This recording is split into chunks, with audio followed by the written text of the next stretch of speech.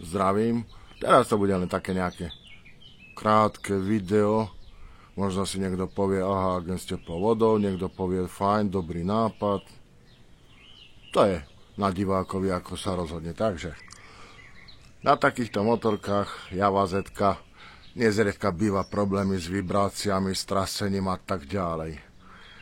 Takže prvý problém, čo zvykol bývať, že blatník išiel veľmi tesne popri krytoch teleskopov. No čo, tak sme to vymedzili takto.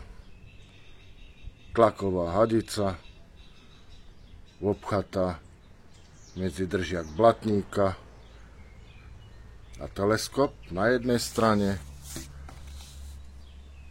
na druhej strane. A už mi neškrabe blatník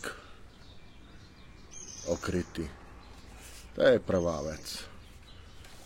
Dá sa moje obľúbené. Predčasom som skúšal smerovky zo 638, to boli veľké obludy, ťažké, na páske uchytené pod týmito šroubami. Triaslo, ulomilo zle. Tak som si kúpil takéto menšie. Neviem, či to bude vidno. Majú homologáciu. No, ale uchytenie na pásovine, áno.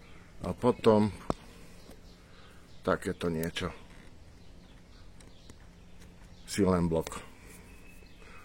Takže v okuliároch boli dve diery väčšieho priemeru, preto veľkoplošné podložky a tým pádom som sa na plechu nemusel trápiť s nejakou extra presnou roztečou. Takže pekne zaostri sa silen blok a už to tam mám 4 roky. Také isté riešenie aj tu vzadu. A funguje to spoľahlivo. Dobre, toto prekrytie, a to ešte musím zapracovať. No, ďalšia vec. Keďže ma trošku trápilo, že skupinové svetlo, no, združené svetlo, že 5 až 21 W, tak som si zohnal na internete niečo takéto. Zaostri sa. Aj toto má svoju homologáciu.